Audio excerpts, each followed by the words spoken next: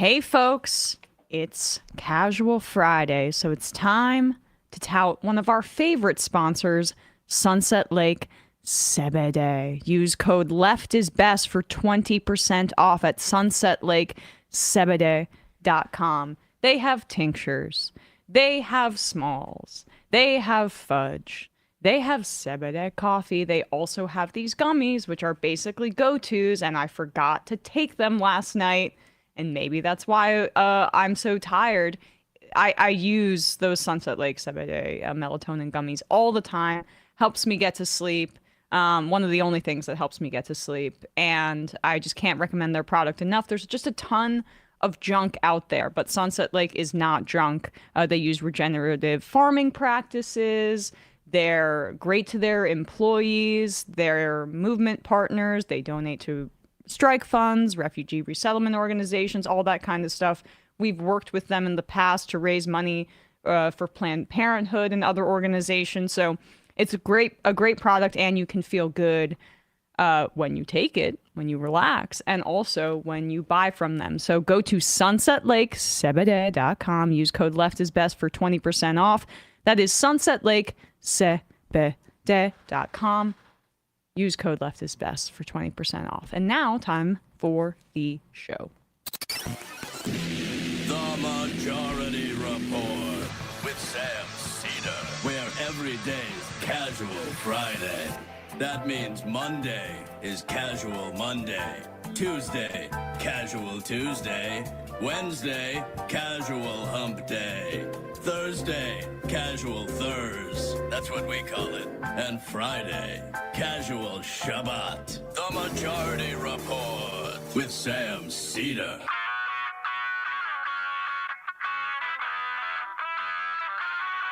It is Friday, October 11th, 2024. My name is Emma Vigeland, in for Sam Seder, and this is the 5-time award-winning Majority Report.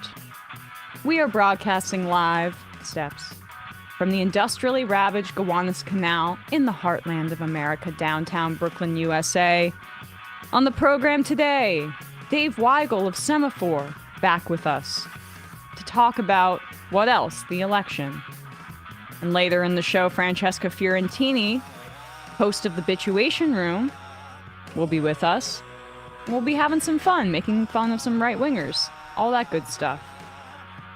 Also on the program today, Israel kills at least 22 people in central Beirut, bombing a packed residential area, retaliating because Hezbollah is basically stymieing their ground operation in the south. This comes as Israel fires on UN peacekeepers, and a U.S. journalist, Jeffrey Lafredo, is detained by the Israelis. Harris courts Latino voters in Arizona and Nevada and reiterates her support for a pathway to citizenship. Obama campaigns for Harris in Pittsburgh and scolds black men for not supporting her more. Trump chickens out of yet another debate challenge, saying no to the proposed Fox News one. That's what he wanted, or said he wanted. While in Detroit yesterday, Trump denigrated the city and claimed Harris wants to make the whole country like Detroit. What could he mean by that? Judge Chutkin approves limited release of more evidence in the Jack Smith January 6th case against Trump, so we could be getting more information about that soon. The far-right rag Gateway Pundit settles a lawsuit brought by the Georgia mother and daughter poll worker duo. At least 3 million people are still without power in Florida. A judge extends voter registration deadlines in Florida and in Georgia due to hurricane damage. Boeing escalates its fight against striking machinists, filing an NLRB complaint against the union. And lastly, TD Bank pleads guilty to money laundering and is forced to pay a record $3 billion fine. All this and more on today's Majority Report. Welcome to the show, everybody. It's a casual Friday. And what do you know? It's just the two of us here, Bradley Alsop and Emma. That's me. I'm Emma. You're Bradley. This town ain't big enough for the two of us. Okay, you want me to go? You want to do the show yourself? I'm getting there. You are on vacation starting next week, so I am. You'll be hearing from a lot of Bradley today, but not a lot of from him next week. Right. And got to give Matt a little brief respite before Absolutely. his one-man show begins next week. 100%. Grateful to Matt for that, and thank you, Bradley, for doing two jobs today. Let's get right into it here. I headlined this, but Donald Trump yesterday spoke at the Detroit Economic Club. We are 25 days away from the election, so Trump is in Michigan trying to campaign there. But he's also, again, speaking at the Economic Club. I watched a little bit of this. He did that thing where he comes on stage and just stands and sways for over 3 minutes. The entirety of Lee Greenwood's God Bless the USA. He just soaks it up and stands there. It's one of the most bizarre... I mean, we could play it maybe later. It's one of the most bizarre things I've ever seen. So, you know, he does what you should do in Michigan. Insult the city, call the leaders of the state stupid. He also attacked Sean Fain, called him a disaster. Auto workers in Detroit, pretty important, or in Michigan more broadly. I mean, it's just, we'll start here. I mean, there's two parts I want to play for you. He's talking at the Detroit Economic Club, not really to voters, but there's been reporting that Trump's co-campaign manager, Susie Wiles, is a little freaked out about the boys club attitude that the Trump campaign has been eliciting, and also just because Corey Lewandowski has come back into the fold. There's no voices to say, hey, maybe you do want to try to at least appeal to women a little. At least a little bit. Maybe don't go on and on about how stupid all the hosts of The View are and how dumb Harris is. And, you know, maybe try to appeal to women in a way that isn't just like, hey, we'll put you back in the home, J.D. Vance style politics. I mean, the phrase is that there's too much testosterone in the campaign. And it seems to be the case. This is pretty ill-advised. Trump repeatedly says the word rape here. It'd be nice to have a free press, which we don't have at all. We have a terrible press. But those three things we have, and we have to straighten it out. So here is the deal that I will be offering to the world, to companies outside of our world, big companies, powerful companies that have become powerful because we were stupid. We were stupid. We allowed them to come in and raid and rape our country. That's what they did. Oh, he used the word rape. That's right. I used the word rape. They raped our country. The United States will give you the lowest taxes, the lowest energy costs. We have more liquid gold under our feet than any other country in the world, and it's... Okay, so this is why I want to penetrate the earth. As I reminded people of the word rape over and over again, it's funny that he not funny, but interesting that he talks about rape, because that guy has been found liable for sexual abuse in the E. Jean Carroll lawsuit, and also has been accused of sexual misconduct by dozens of women. And I found this attempt to neg Detroit to be in keeping with his whole energy as a sexual predator, accused sexual predator. Because here he does just insults Detroit in Detroit. And for people that don't know, negging is a strategy usually used by frat boys to make women feel poorly about themselves so that they get to sleep with them. And it just kind of clicked for me when I heard Trump do this. Oh, this is his thing. So let's see if you can neg your way to winning Michigan, Trump. Here we go. We were almost paying for all of NATO. So we were getting screwed on NATO and screwed on trade. A double. Still Nobody else invoking would have that. done. This is crazy. So we're protecting you, and you're taking advantage of us on trade. I said, sorry, we're not going to take it anymore. But the money came. We took in hundreds of billions of dollars in NATO. Hundreds of billions. And by the way, they should be paying 3 to 4%, not 2%, okay? They're 2%. They should be a much higher. All right, can you than pause that. it for a sec? But- I know that this is such a childish thing to bring up, but towards the end of Biden's campaign, all he could talk about was NATO. The NATO summit was his big boy going away party. And I just find it funny how the dynamics flipped immediately when Harris became the candidate. Trump's the old guy. He's the oldest person to ever run for president now that Biden's out there, or in the general election, now that Biden's out of the race. And now he's also rambling about NATO. These are not kitchen table issues, but I just find it amusing how the advantage really did turn in terms of both the dynamics of the race, but just the fundamentals of who gets to be the change candidate in this instance, now that Harris is the candidate. Percent, okay? They're 2%. They should be much higher than that, but that's up for whoever is going to be the next president. I think Kamala, it's not going to be high on her list. I don't think anything that we're talking about today is high on her list. The whole country is going to be like, you want to know the truth? It'll be like Detroit. Our whole country will end up being like Detroit if she's your president.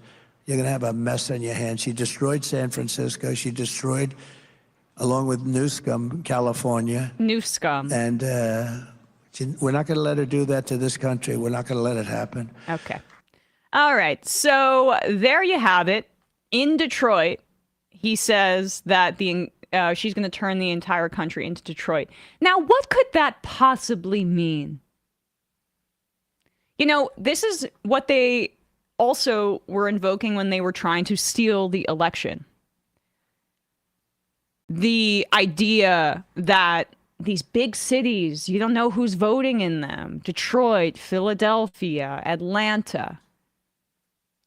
They are using extremely racist imagery to basically advocate for policies that would be responsive to the right-wing great replacement theory conspiracism. The country's changing. It's all going to look like Detroit. Keep repeating that in the state of Michigan. I want to see how that works out for you. Now, Harris has her own issues in Michigan. It was reported weeks ago that the Trump campaign was running ads about how pro-Israel, or Republican-associated groups were running ads about how pro-Israel Harris is as an effort to rat-F her in the state of Michigan. And she has not differentiated herself enough on Biden with the significant number of Arab American voters who are saying, we're going to withhold our vote if you don't stop the genocide in Gaza. And that's the kind of thing where it's like, that makes sense. That makes sense. She should be differentiating herself more, frankly, on that. But these comments by Donald Trump don't help very much. And it reminds people of what this guy really represents. I mean, it's racial grievance. At this point, if you're still arguing out there that he's the guy that's going to screw the establishment, after he's now just doing the most standard neocon talking points about the Middle East, how he wants to bomb the hell out of Iran. He's doing fundraisers with Sheldon Adelson's widow. Just standard Republican stuff. Tax cuts for the rich. He's a Republican politician through and through. Not even with the veneer of being the guy that's going to break up the establishment. That's not a thing anymore. He's the racial grievance candidate. That's where he's at right now. And unfortunately, there are many Americans that are okay with that. But let's be clear. He's not somebody who's screwing up the establishment anymore. That's not what this is about. This is about racial grievance in America. But he does love to use that language of dominance, which obviously always dovetails with sexual dominance. In the Totally. Sense of, and even in that one about the lead up with NATO, it was about getting screwed over, countries getting screwed, countries being taken advantage of. Yep. There's always it's somewhat of a Freudian analysis, but I don't trust Trump's self-awareness all that much. But I think there are a number of undercurrents of things that he's accused of that he likes to project outward to kind of use that language on all of the other grievances he has about basically Yes. everything. And when And it creeps women out. I'm going to be real. Oh, like yeah, when I sure, hear that, yeah. it makes me feel unsafe. and when you have like literally a standing a standing event every day to just like have 2 hours to talk, like you're on like you're on like AM radio or whatever, or like on WFAN, they all come out at the same time. They all come out the same, and they are struggling with women. This is the thing. He basically split with white women with Hillary in 2016. The exit polls showed that he won. It's more vague. I think it's more like basically a tie at this point. But the gender gap in this race is extremely pronounced. And so going up there and like saying, I'll say rape, and then invoking that kind of imagery, it does him no favors. I also love it's kind of the Trump version, almost the inverse of like when a musician or a performer goes to a venue and it's like, oh, we love you so much, Cleveland, and they're in Cincinnati. Yeah. And he's like, on retrospect, I probably should have said Milwaukee. I maybe shouldn't have said the city that I was actually in. It's going to become the big shithole of America, but Right. I think they got the point. Exactly. All right, folks. A word from our sponsors before we speak with Dave Weigel. Nutrafol. Taking care of ourselves as we get older is essential. Exercising, prioritizing sleep, and eating well are commonly talked about. And Nutrafol's talking to me here as well. But not many people talk about taking care of their hair health. And if this is something that you haven't thought too much about, let me tell you about Nutrafol. Hair thinning is not inevitable. Nutrafol is the #1 dermatologist-recommended hair growth supplement brand, trusted by over 1 million people. See thicker, stronger, faster-growing hair with less shedding in 3 to 6 months with Nutrafol. Nutrafol's hair growth supplements are physician-formulated using 100% drug-free ingredients.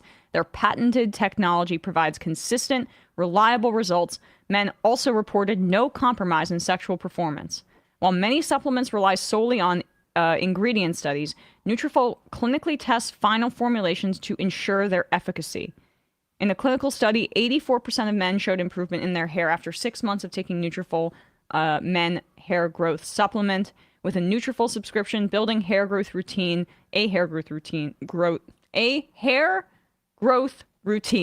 there we go, is simple. Purchase online, no prescription required. Automated deliveries and free shipping keep you on track. Plus, you can save up to 20% off. You'll have access to free naturopathic doctor consults, and Headspace membership is included. I will say that Nutrafol also has products for women. I had a friend who had a pretty severe health situation and lost some of her hair. And how did she get back on track? She was in her 20s at the time. Nutrafol. She swears by it. And for men, there's, as mentioned, Sam's talked about it. No compromise to your sexual performance, and you just don't have to worry about prescriptions, another drug that I have to take. Nutrafol is natural and it's good for you. Take the first step towards achieving your hair growth goals. For a limited time, Nutrafol is offering our listeners $10 off your first month subscription and free shipping when you go to Nutrafol.com/men and enter promo code TMR.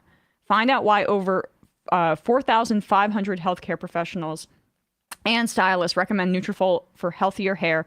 Nutrafol.com/men, spelled NUTRAFOL.com/men, promo code TMR. That's Nutrafol.com, promo code TMR. And lastly, Henson Shaving. If you were born after 1970, there's a very good chance that your first razor was a multi-blade razor. These razors have been the status quo for over half a century. But where has that gotten us? According to a recent study, 2/3 of men expect some irritation when they shave. There's virtually no information on how to prevent irritation, only how to treat it. Well, that's because they can sell you something. Over 2 billion plastic razors enter the landfill each year in the U.S. alone. The razor blade model leads to high operating costs, and more people are opting to either stop shaving or explore other more invasive hair removal methods. This is why Henson Shaving wants to change the shaving industry, not through gimmicks like subscriptions or moisturizing strips, but through groundbreaking research on the impact shaving has on your skin. Here is the dirty secret about the razor industry. Even the cheapest dollar store disposable razor will likely give you a reasonably smooth shave. The trick is that in removing the hair without any negative outcomes to your skin, irritation, razor burn, ingrown hairs, razor bumps, etc. Henson wants to change the paradigm away from getting a smooth shave to getting a skin-friendly shave. Now, let me just say from personal experience, I got my fiance this Henson razor. He said to me the other day, I'm not going back. Like, this is, but it's just way more cost efficient. The shave is better, and it's also better for the environment. Like, I am just flummoxed that more people honestly aren't catching on to this, because it saves you money at a base level, but it's also better for the environment and better as a shaving product. When Henson looked at other razors, they noticed a consistent lack of blade support. Basically, the blades have too much bend or flex. Think of anything else you'd cut with a kitchen knife, scissors, etc. You would not want the blade you use to be moving because you would have less control. Henson's razors are designed to hold the blade so there is less bend and less wobble. Henson makes their razors in the aerospace machine shop in Canada that also made parts for the Mars rover and the International Space Station. The blade extends only 0.0013 inches past the shave plane of the razor, less than the thickness of a human hair. So there's not that wobble. The Henson razor works with standard dual-edge blades that cost less than 10 cents each. Once you own a Henson razor, it's only about $3 to $5 per year to replace the blades. The razor itself is made of aluminum, and there is no plastic, and there's no plastic in Henson's packaging either. It's time to say no to subscriptions and yes to a razor that will last you a lifetime. Visit hensonshaving.com/majority to pick up the razor for you and use code majority. And you'll get 2 years worth of blades free with your razor. Just make sure to add them in your cart. That's 100 free blades when you head to hensonshaving.com/majority and use code majority. That's HENSON shaving.com/majority. Use code majority for 100 free blades. All right, folks, quick break. And when we come back, we'll be joined by Dave Weigel.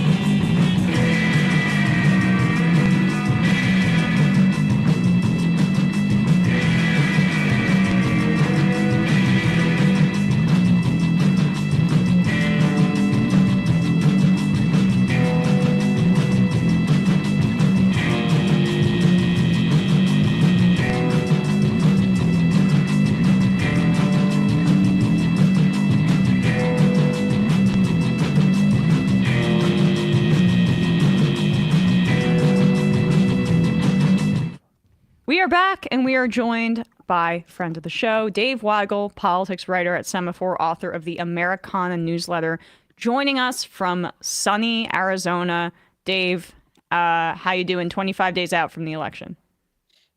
I'm doing great. It's a dry heat, isn't that what you're supposed to say in Arizona? So I'm excited. I'm going to go out with canvassers later at the height of the sun. Oh my so goodness! This might be the last time I talk to you, but it's good to be on the show. Yeah, I can't even process how hot it probably is. Like there was I think like I know it's not Arizona, but Palm Springs Desert broke heat records for the month of October earlier this month. And is it really still that insane down there? It's really not that bad.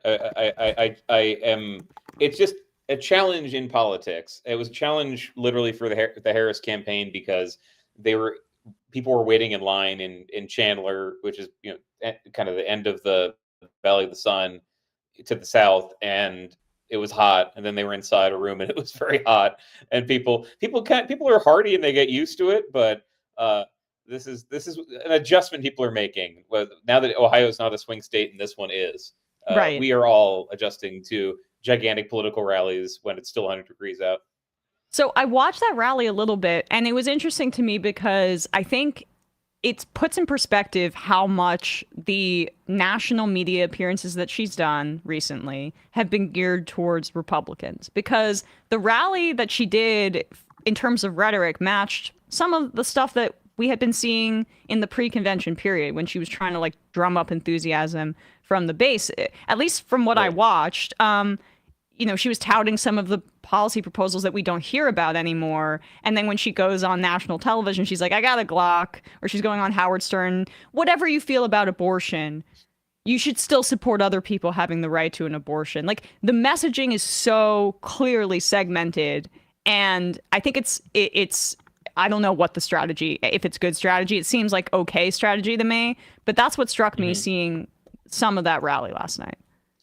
Yeah, I think I like about being in the States is that you see how local media is covering something, because there's a speech. Hers are about a third the length of Trump's or less. There's a normal length, they're like 25 minutes. And they do what makes it on the news, what gets emphasized. If somebody says something that's brand new, that gets emphasized. So you saw more coverage here of hair, and this is probably the best way for them to do both things at once, right? Reach out to Republicans and say something progressive about Harris putting her thumb down, imitating John McCain voting to save the Affordable Care Act. So that got some coverage. Hey, this is the party of the Affordable Care Act that wants to expand health care. And also, if you're Republican, they're the party that respect John McCain now. And that is really universal or across Democratic candidates. I wouldn't say an old story, but really since 2017, Democrats loving John McCain, in Arizona in particular, taking advantage of how the Republican Party here, the Trump era party, hates him. And Kerry Lake insulted him, has insulted his family. The McCain family's endorsed Kamala Harris. It's endorsed Ruben Gallego for Senate. Like, this is one of the examples. If you don't like this, you're progressive. You don't like Democrats pandering to Republicans. One part of this is they're not saying to win you over, the McCain family or Liz Cheney, we're going to abandon one of our positions. They're really cheap dates. I don't say it in a pejorative way, because they want Republicans to lose until some future election in 2032 when they can nominate Glenn Youngkin or something and get past Trump. They know they're renting these people, and so it actually is very effective in Arizona when they do that. That's what I've been saying. I mean, I even the Liz Cheney stuff, which makes my stomach churn as somebody who's on the left. She's a stand-in. She's basically she's a cheap date, as you say, and she's a mascot for Republican extremism. So when she shows up next to Kamala Harris, what does that remind these independent voters of, who a majority of them believe that Trump lost the 2020 election? Oh, it reminds them of January 6th. And then in Arizona, it is a similar dynamic when you get to be like, hey, I like John McCain too. You're reminding voters, in my view, of how it's become the party of Trump and how they're a cult. And it just screams extreme to me in terms of the messaging that it's conveying. Right. That is what they say. And they don't say, and that's, no, what are they running on? The argument that they've shifted far to the right from 2020, I think there's pieces of that are correct, not far to the right. But do they talk about a public option now? They don't. Do they talk about another New Deal size agenda? They don't. They are running on a let's build. It's a second term campaign. It's the sort of campaign that Barack Obama is running in 2012, which is, well, we did a lot of stuff, and we're not going to have the same majority next time. But these guys are going to cut taxes for the rich. And you can argue that they're leaving some stuff on the field, but they're not doing it. There's not and I've poked around to see if this is happening. There's not the worry that they're going to propose something that might lose those moderate Republicans. The way that Harris talks, the positions, it's not that she's doing a lot of kind of punching left. She's doing more of a de-emphasis of some progressive ideas. The challenge, look, if they lose the election, a lot of people are going to say they left populist ideas on the floor. They didn't talk about them. They are there. You do hear some of this, but they're just not as populist even as Biden was last time. And yeah, that is much easier sell to these Republicans who just strategically say we want. I would add to this that one, not only do they want Republicans to just take an L and go away, they're expecting a Republican Senate in 2025. How bad could Harris be for 4 years? That is what they want. And Harris is not running on anything that would scare them. She's not. What is she saying that she would do even if Democrats had a trifecta? Not a lot. Adding to what the Biden-Harris administration did already. On immigration, this is one thing where they have moved away from the left. But Yes. a thing you see in Arizona, where Ruben Gallego is the Senate candidate, he's beating Carrie Lake. He's beating her in polling, but Democrats don't think it's over. They just think they have a strong advantage. He's a Latino Democrat who is leading with, I support border security, I support this bill. Donald Trump killed the border security bill that I would have supported. And he has not lost much room, I would say, not much support, I should say, on the left. And Gallego, if you don't know him, when Kristen Sinema was betraying the left a bunch of its priorities, there was a draft movement to get Gallego to run against her, and he did. So the entire party has moved, I would say, to a 2012 Obama position on immigration, not a far-right Pat Buchanan position. Yeah, she's done that. That's her thing. We lost away Dave. from progressivism. Oh, sorry. Am I just back? cut out 1 second. Yeah. Well, you're back. If you want to sue Marriott for me, this keeps happening. Where I keep going to Hotel hotels, Wi-Fi. It's and then the at biggest. like random moments, the Wi-Fi sucks. It's the biggest scam in the world. But yeah, no, I mean that. Oh, we actually did. Hold on 1 sec. You're here. Okay. All right. We'll just take a quick break and we'll fix the situation.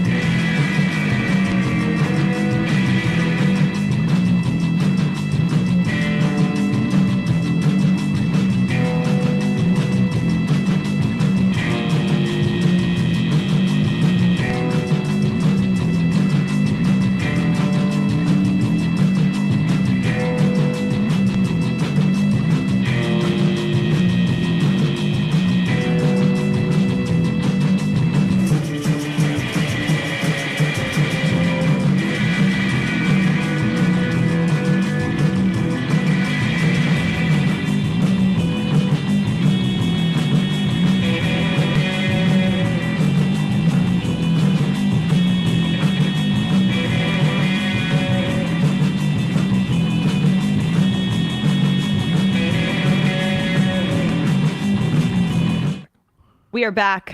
Dave, we fixed the situation. We can hear you great, I think, so we're all set. Oh, no. Okay, all right. Dave, are you still there? I'm here. Okay, Yes. It's just frustrating. Yeah, I know. Okay, so... I'm trying to be zen about it. Yes. Yeah. Yeah.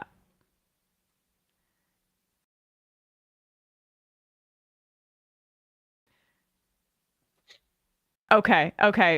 Let's you know what we're gonna do? I think we're all set. Yeah, so we're fixed. Don't no Marriotts in Phoenix, folks. That's the situation. Okay. All right, so we're back. We were talking about the appeals to Republicans, which, as you say, it's an improvement on the Democrats conceding every issue to the Republicans in terms of bipartisanship. It's more just like, here's this mascot to represent that we're not extreme. And I think when you bring up 2012, that's what this race feels like to me. Like, people keep comparing it to 2016, I think in part because two female candidates. But this feels more like 2012 in the way that the polling is pretty strong.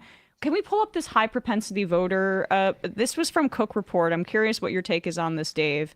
The Cook Political Report had this analysis of the voters in the swing states. And essentially, they found that among high propensity voters, Harris is pretty consistent in the way that Biden was, +4 in that regard. But she's +13 with new registrants, which is a huge improvement over Biden. In May, Trump was up 10 with new registrants. And she's cut into his lead, Trump, with low to mid engagement voters who, like, unlike the high propensity voters where it's over 90%, high 90s say that they're going to be definitely voting, that's only 70% for these low to mid engagement voters. And that, to me, is what Trump's lead is based on. And that foundation's a little shaky if you just drive up the numbers with the metrics that they have. And they're clearly targeting these high propensity voters. And that's why this conservative, more conservative campaign is directed towards those folks. Yeah, it is. That's a good way to put it, because these are voters who never skip elections. They vote locally. They vote in every presidential. And this was the problem Republicans ran into in 2022. It turns out that coalition is very effective in a midterm. The old Democratic coalition, which was more working class, fewer wealthy people in suburbs, was really ineffective. They didn't turn out. And the Republican theory, this is what Democrats worry about too, is that, yeah, they do. The people who are non-traditional voters do turn out if Trump's running. So what are we going to do about that? And that is their challenge. They see an electorate that if it looks like 2020, probably maybe the turnout's not as high.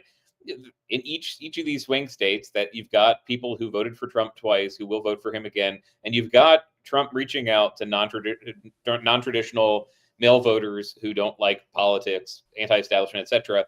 And they haven't voted before, so they're pretty confident. Yes, we've got voters who absolutely will turn out, pay attention to politics. They are trying to convince the Logan Paul fan of turning out this time when they never had before, which is exciting. We've been through this before. This was a thing Obama did in 2008. It's a thing that not many other candidates have been successful besides Obama and Trump. They get it. They're just saying, where are we most likely to gain ground? It's the people who we know voted for Nikki Haley and do not want this guy back.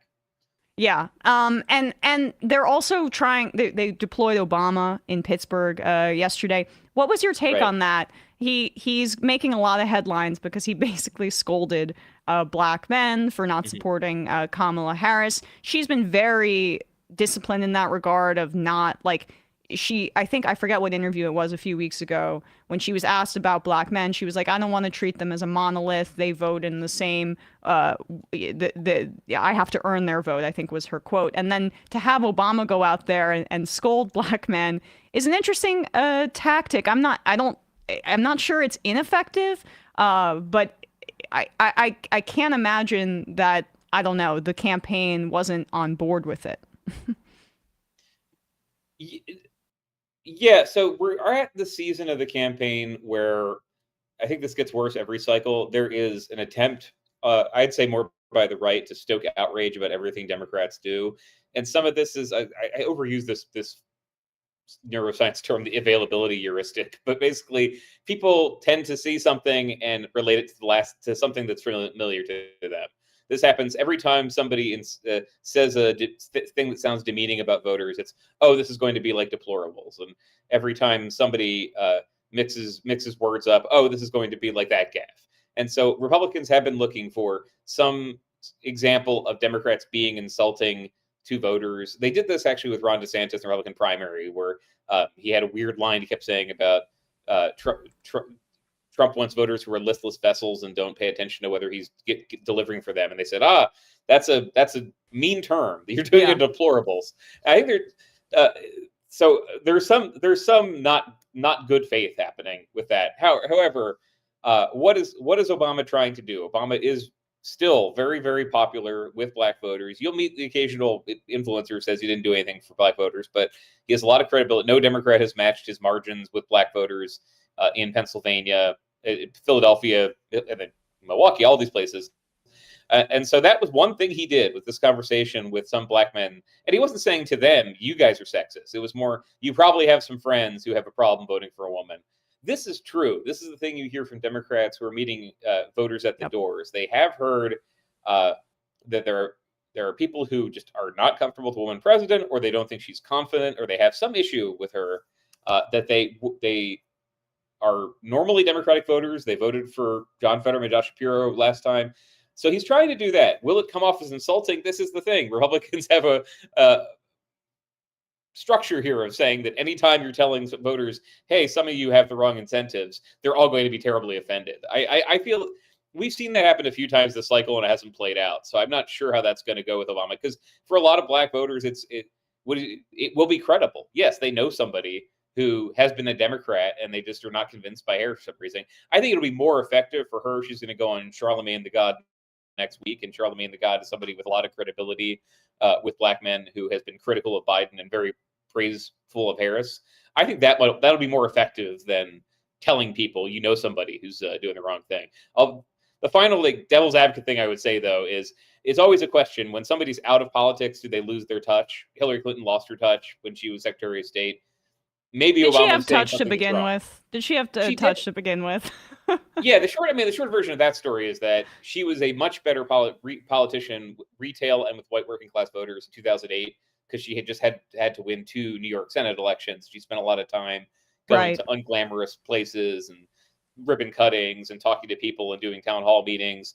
And she got much worse when she was just surrounded by bankers giving speeches all the time.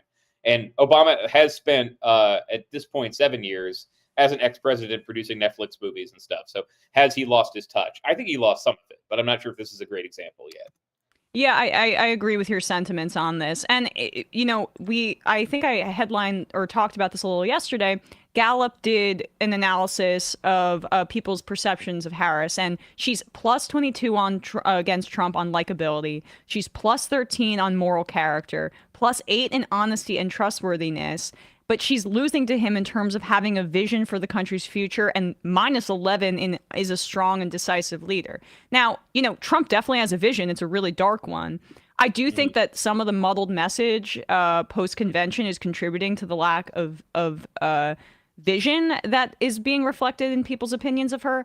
But she is above water in favorability right now, which Hillary was not by any stretch of the imagination in 2016. Again, this is why I feel like it's more like a 2012 race, in addition to who the campaign is targeting. Like, they're using all of Biden's models to target those voters, which is why I think, it's hard to disaggregate that. But the way that you can explain some of that discrepancy is just straight up misogyny and sexism. And I do think that people aren't factoring enough into their analysis, like that element. I saw some Alex Shepard was pointing out some piece about why is Trump doing so well with men compared to Harris? Could it be that he once tried to buy a football team and he likes sports? It's like, no, it's because he's a man and she's a woman. Like, there's a certain level of some people are like, I like her, but I don't know if I could see her as president. And that's a real dynamic. And that's why she's like, I've got a Glock. I'm tough. I'm prosecuting criminals, etc. Yeah, that has been effective. This is a thing. I'm not telling anyone not to believe what you believe, but a thing you do learn as a reporter traveling around the country and talking to people, you often meet a voter who just does not pay much attention to a thing that has been trending, or is not totally unaware of Harris's record or heard some rumor about her. She has been really surprisingly effective in reintroducing herself as a likable person. No one saw that coming. I think that is the one dynamic in the last month that really stymied the Trump campaign. This happened with Walz too, but the best thing Republicans could theorize about this is maybe there's response bias in polling, but that's unlikely. She was unpopular for a long time, and they do operate, Republicans, as if everything she's doing is so obviously cringy and disastrous it'll backfire. my sense is this is a little overdetermined. Yes. They love to talk about Trump derangement syndrome. They have a little bit of Harris derangement syndrome, where I saw this last night with Republicans JD reacting Vance. to. What I was thinking with Republicans reacting to the, yeah, he has a habit of just telling jokes that don't make any sense. But the Yeah. Republicans reacting to her Univision town hall, um, she said a couple things, and she used the word "okay" twice, and then they said, "Oh, that she's trying to do a Latino accent." It did not sound like that. Or they'll take a clip that's her answering question, and it's a little wordy, but it makes sense, and they'll say, "This is incomprehensible word salad." I do think Republicans have gotten a bit over their skis because they don't know anyone who can stand her. And really, Democrats are better at figuring out why people might like Trump. They were not in 2016. This was a blind spot for the Hillary campaign, a fatal one, where they just could not imagine people voting for the guy for a lot of the campaign. Whereas Democrats say, no, we're very aware that there's a lot of Yeah. Latino men and white guys in unions who we've bailed the pensions out for, who really like this guy, and we totally get it. We need to convince some other group of people that she's likable. Yeah, there has been a push by the Trump campaign all week to just work the refs and say that Harris is falling apart. This included Elon bumping Poly Market and encouraging people to buy in, Mm-hmm. which then led to stories about Trump surging on Poly Market, i.e. he's winning the election. Polls have been pretty static, and that is one thing she has going for that Hillary did not, is that Democrats were always on the defensive about Hillary's unlikability. There were always voters who were on the fence for voting for her, and then if anything, they heard something negative, they jump right off. She is in a better position. It's just that Trump is in a better position too, because Yes. Trump has those 4 years as president that voters remember as things were cheaper.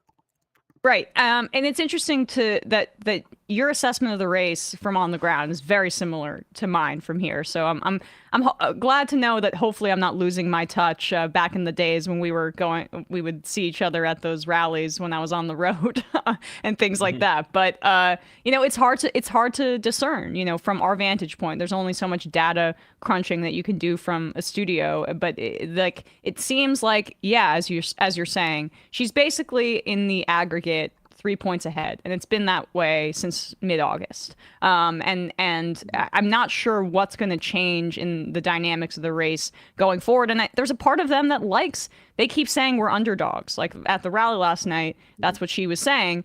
They like that too. So they're not going to tamp down like all of this, the Trump campaign galloping around and saying that they're surging ahead. They're not going to do that because it benefits them for people to basically drive out in as many numbers as they can. Yes, and they want the underdog impression there because you've seen in some polling that voters now, when they're asked who will win the election, they started to say, for the first time in the last month, they expect Harris to, not by a lot, by two or 3 points. And this has been wrong in the last 3 elections. So in 2020, when people asked that question, they often said Trump would win. In 2016, overwhelmingly, they say Hillary would win.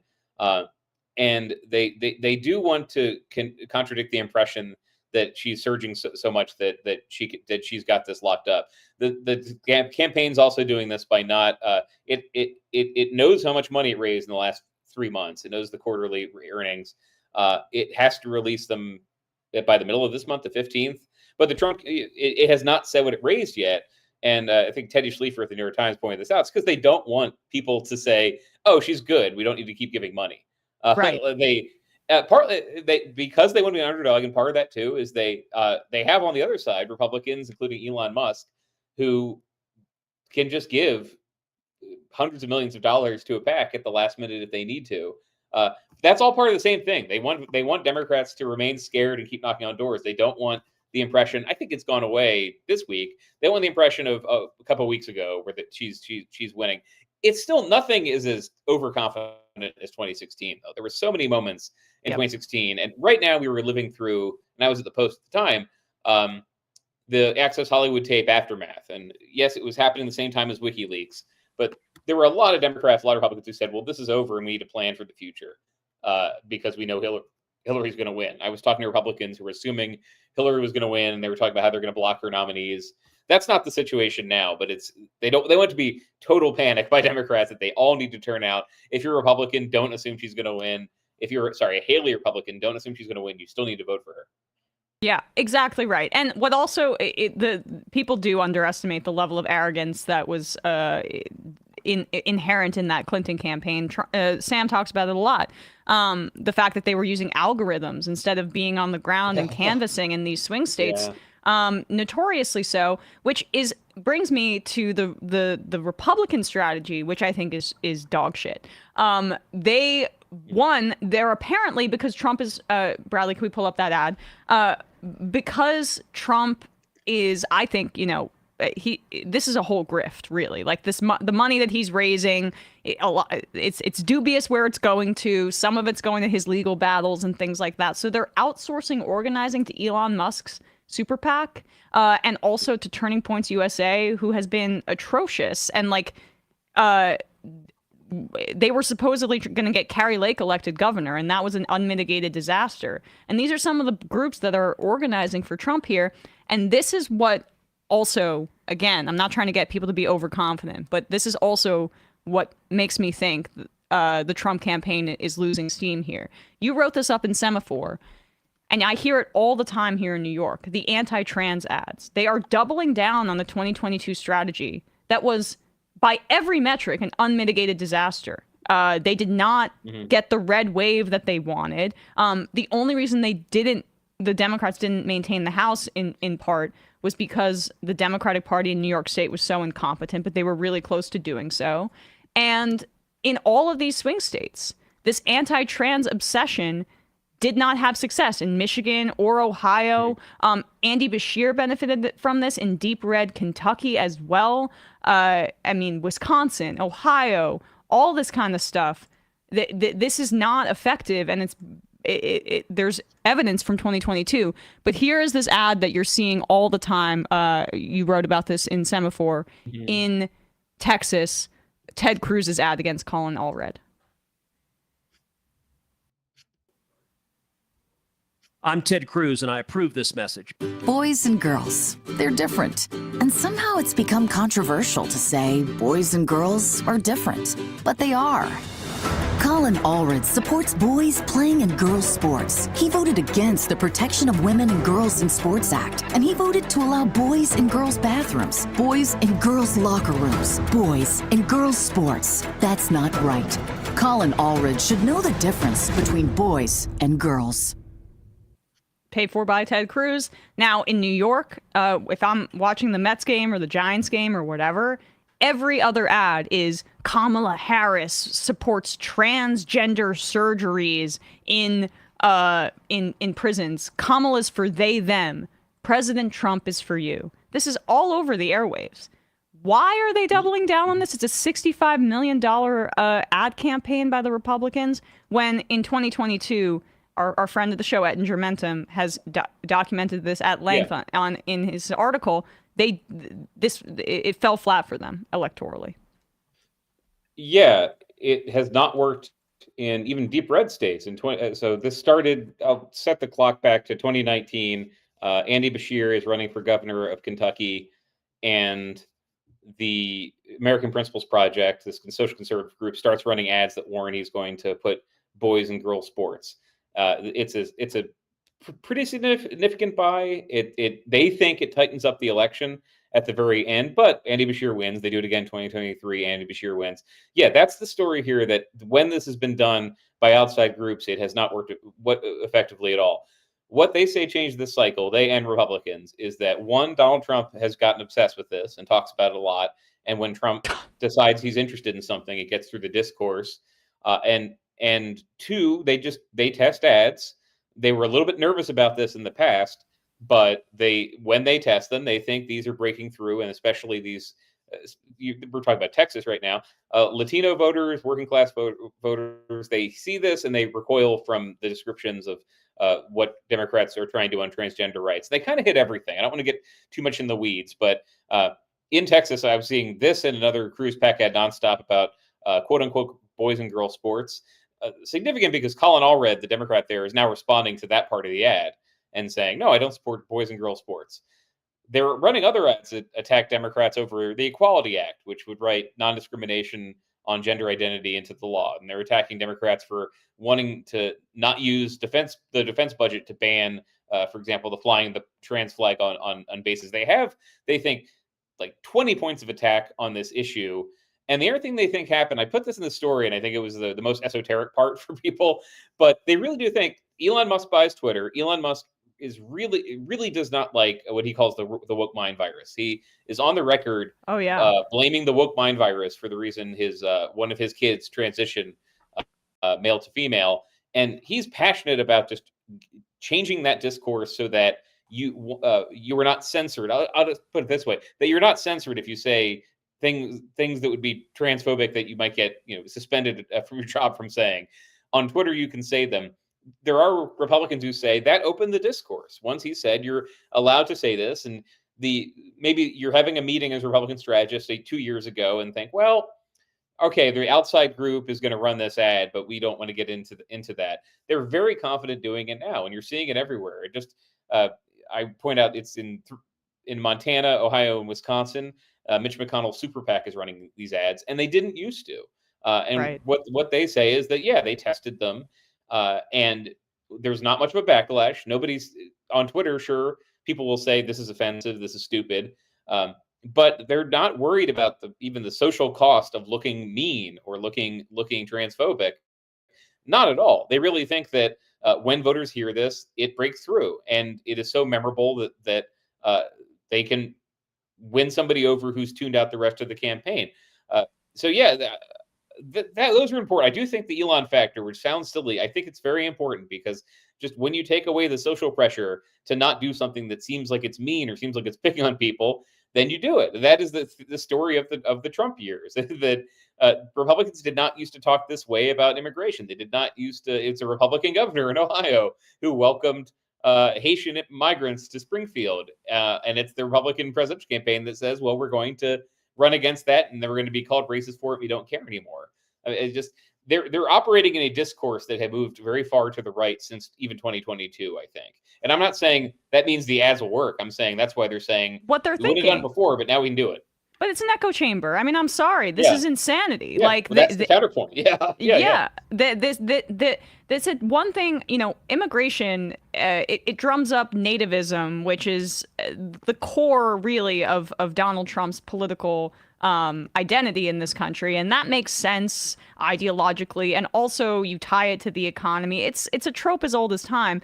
But the trans stuff, there's no evidence that it works electorally. It's also, of course, hateful. But trans people are such a significant minority in this country, and I think that's what underscores it. Like, it may test well, but and you may get a split in terms of, if you frame a question in this way, should trans girls be should biological males, as they phrase it, be participating in girls' sports? Yeah, you're probably going to get a reaction from a focus group or in polling that's going to say, okay, this is a winning issue for us.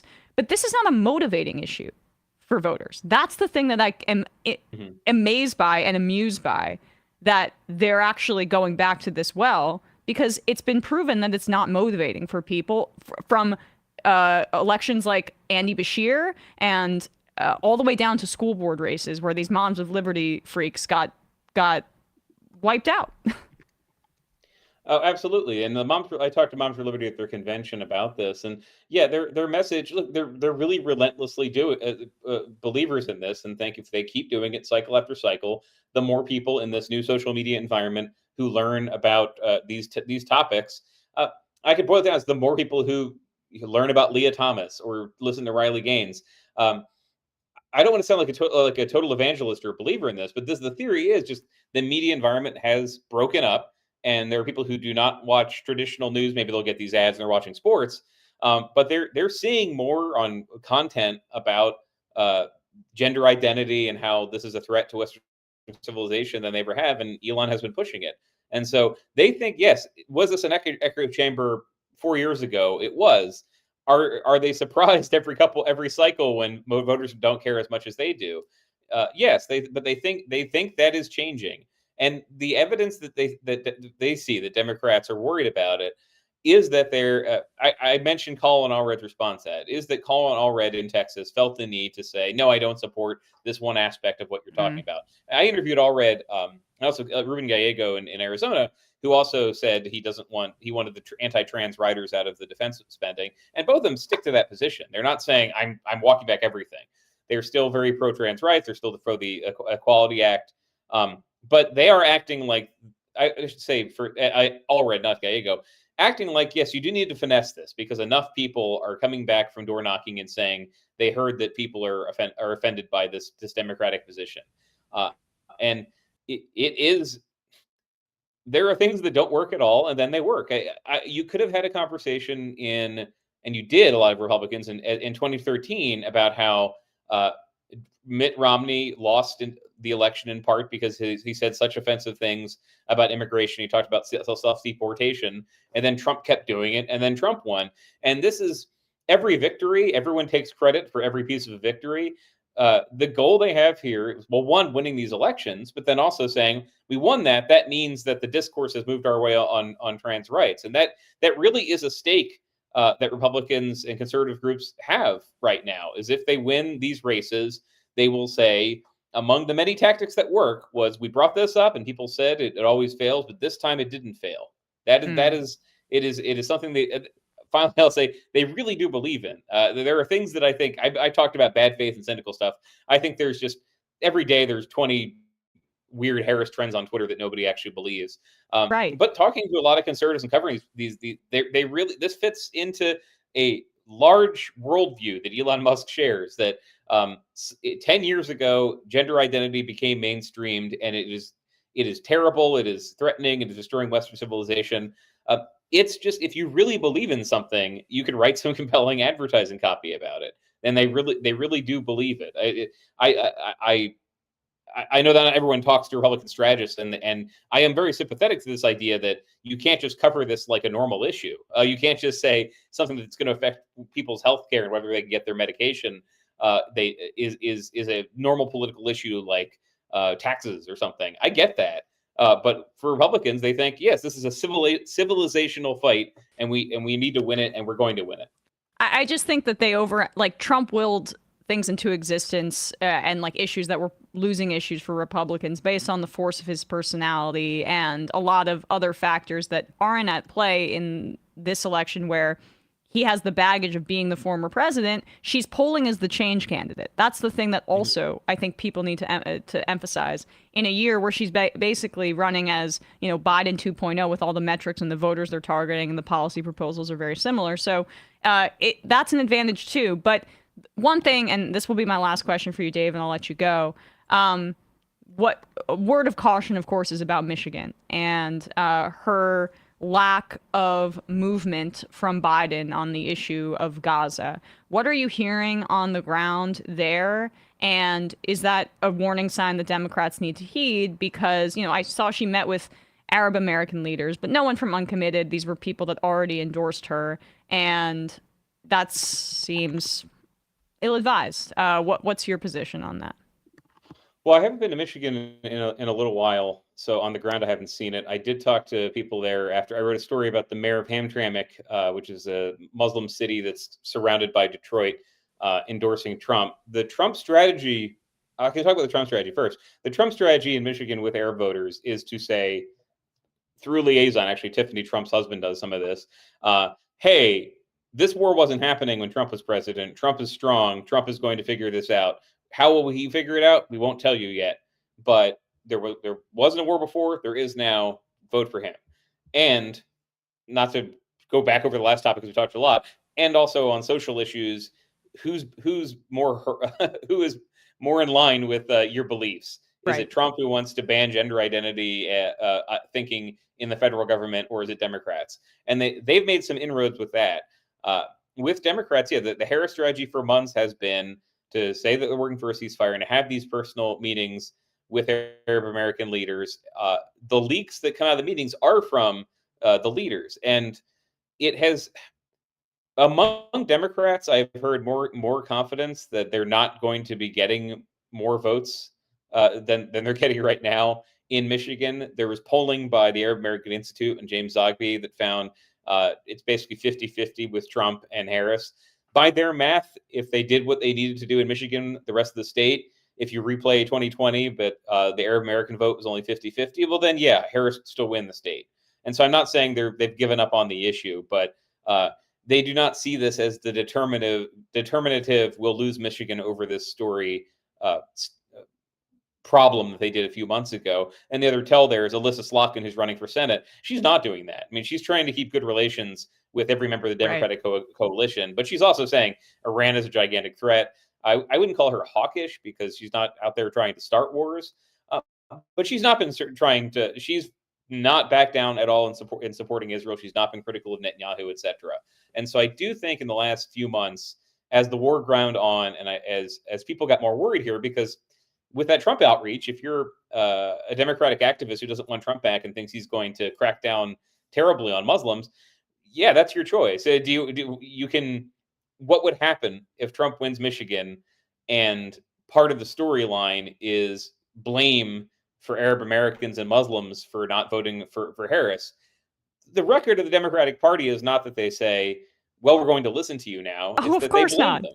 Yes. It would be, what if they turn out like, I remember this the days after 2020. There was this immediate turn on Black Lives Matter activists to fund the police slogan existing. What if it was like that? What would happen if we get out of an election where Trump has won and the Democrats blame us for not supporting it enough, and then baby Netanyahu gets what he wants? They just really feel, one, that they're in an impossible position, and there is a sense that the Harris campaign has gotten what it can from Arab American voters. The worst things possible have already happened in Gaza. I don't know. I was like laughing so I don't cry, but let's say that. But Yeah, right. Every day there is more horror coming from Gaza, and the war is not over, and Biden has been ineffective in trying to get a ceasefire. So I wouldn't say they're throwing their hands up. They're just saying, this is it. We're going to maybe lose Dearborn and Hamtramck. What else can we win? That is more how I see Democrats talking about this. I do want to get to the state to confirm that, but that's my feel over the last week. I just wish she would do what Pelosi's already been kind of floating this. Just criticize Netanyahu. Like, I understand the dynamics of still being in the administration and all of that, but like, God, I mean, we know that she's in the ceremonial VP role. It's ridiculous to tie yourself to this president who, you know, clearly has lost control of the situation. Frankly, Biden has, and so if she could just say, like, you know, in that 60 Minutes interview, and this is really my last thing, I'll let you go, Dave. I know you have work to do, but like in that 60 Minutes interview, she refused to say if Netanyahu was an ally. She said that the Israeli people are, or whatever. I just feel like you could lean into that a little bit harder. But I also think, as is the theme with this campaign, they are worried about AIPAC dumping a bunch of money in and she's hearing from Democrats down ballot, don't rock the boat. I don't want AIPAC spending in my race, et cetera, all that kind of thing. I don't think it's great strategy, but that's probably what the dynamic is, right? I think that's the dynamic. And if you told a Democrat in October 2023 this war will still be going on into October 2024, they'd be pretty devastated and very worried about their ability to win Arab American voters. It would clearly be a failure of the Biden administration. I don't want to get. You're trying to wrap up. It's not too far afield. Netanyahu's not stupid. I mean, he's aware that it's great for him if he gets exactly what he wants in Israel. If he's basically going on a business sale and expanding the war across the Middle East, and Democrats in America. What are his options? Harris wins and is pissed off at him for doing this, but he did it already. Or Trump wins and he's got a pliable ally in the White House. Yes, he's in a great position. And Democrats are very aware of that too, including some of the uncommitted activists. There is no good option. They just don't see. And I would separate those uncommitted activists from Gaza protesters who just are done with the party. That's the thing. Democrats think you're done. Okay, you're out of the coalition. We're going to go for Republicans instead because there's nothing we can do to please you at this point. It's in Netanyahu's hands, and we know that he just wants Trump back, so he's not going to help us. And yes, you're right to say that about uncommitted activists, because they are being very strategic in the sense that they haven't endorsed Harris. They're not going to unless she makes any concessions, which she's not going to.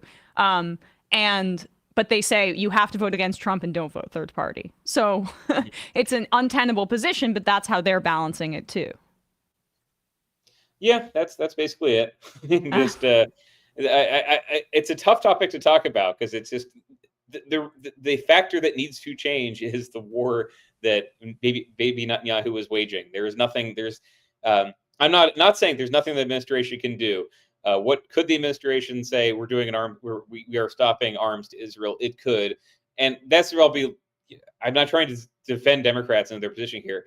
Yeah, their idea is that the trade-off would be that Jewish voters who are more numerous in key states would reject that, or the Republicans they're trying to win over reject that. If they do a hard cost-benefit analysis on a whiteboard, what would be worse for the party? An arms embargo or against Israel while it continues the war, or just watching themselves flail around as Netanyahu continues. They just think the second option, which is humiliating and which is leading to death every day, they think that is electorally more efficient. It feel weird. I don't like to talk like Dr. Strangelove when I'm talking about human lives, but that is how it is playing out.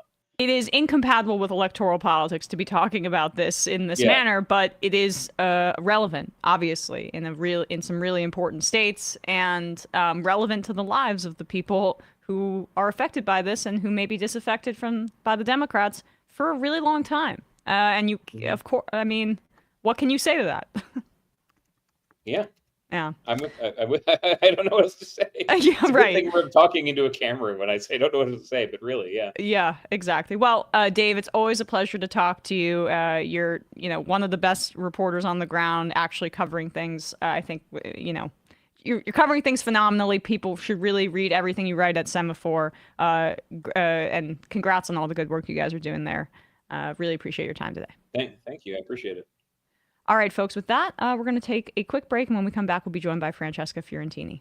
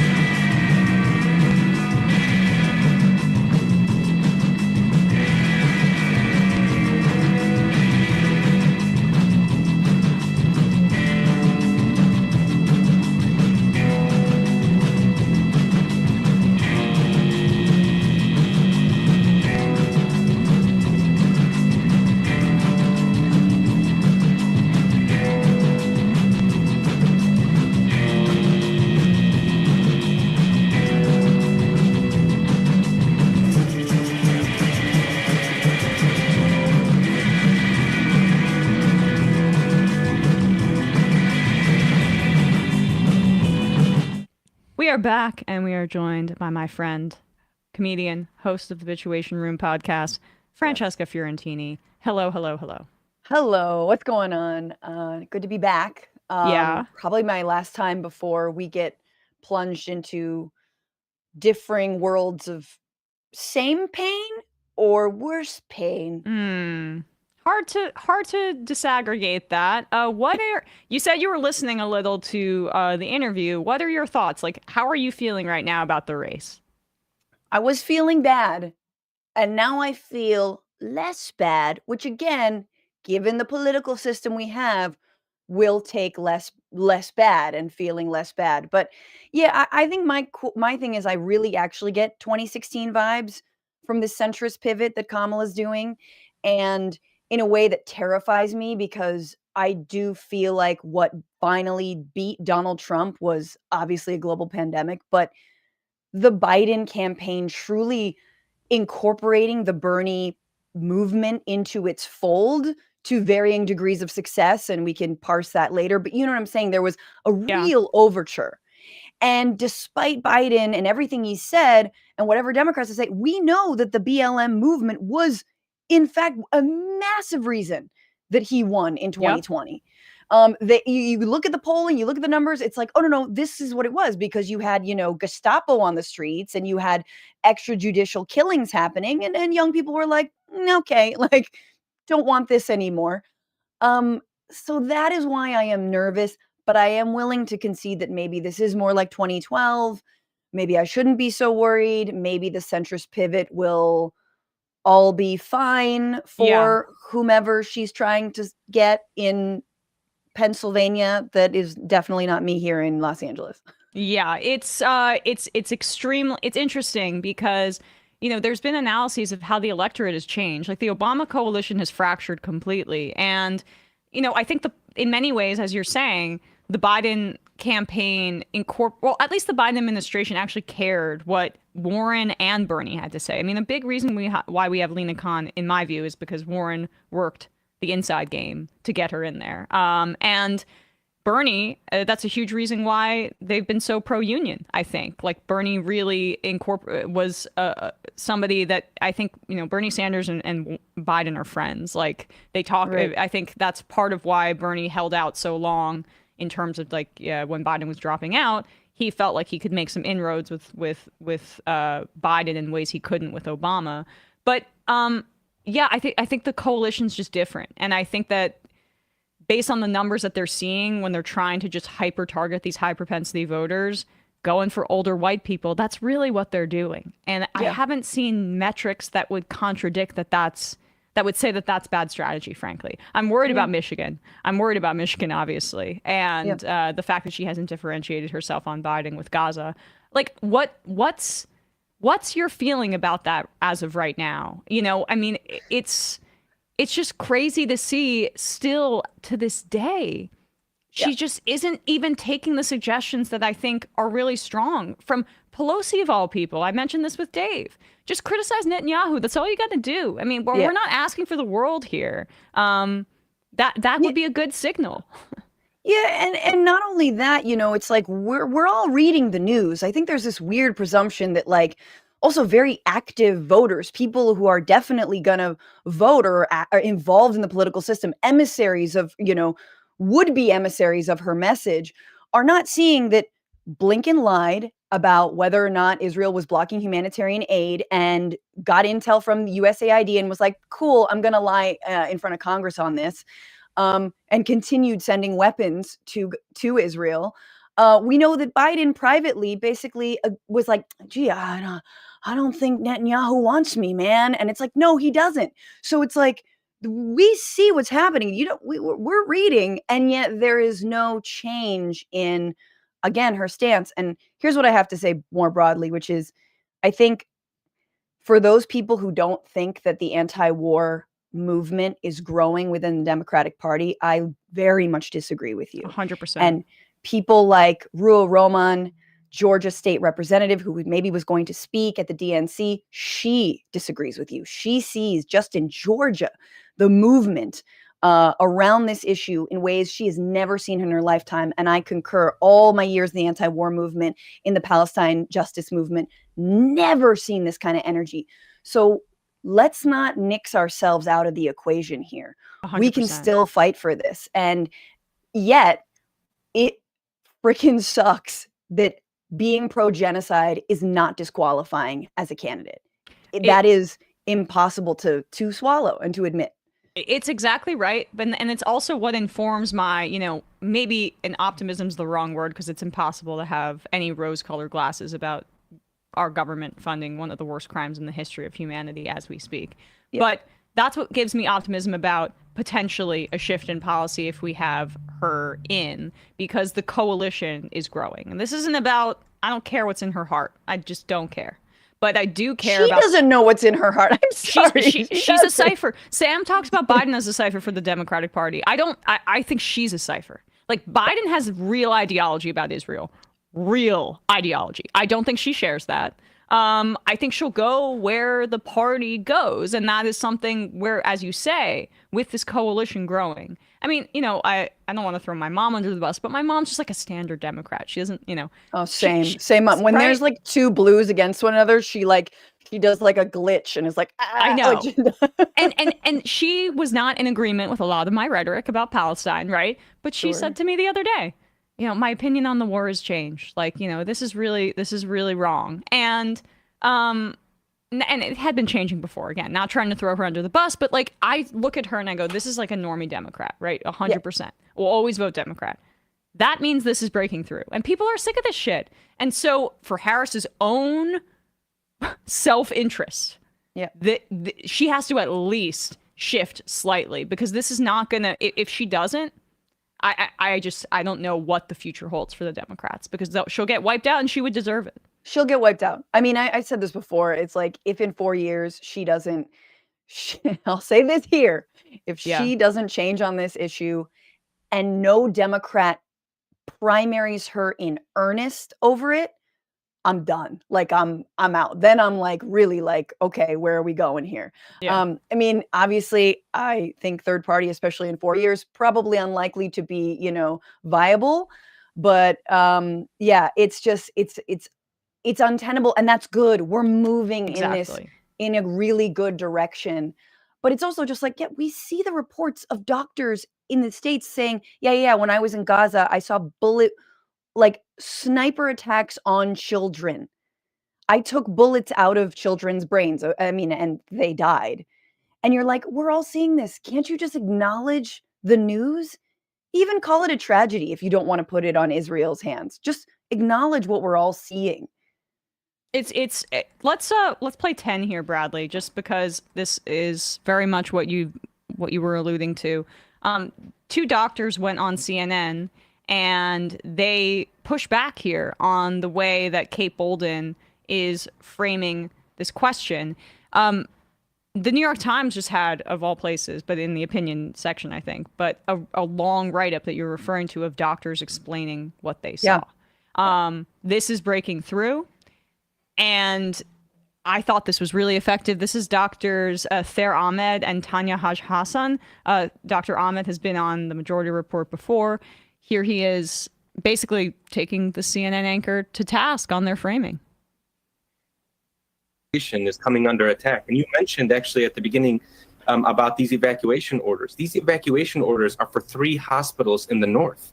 Kamal Adwan Hospital, Indonesian Hospital, and Al Auda Hospital. Why are hospitals still coming under evacuation orders? Why are we still hearing about hospitals coming under attack and healthcare workers being killed?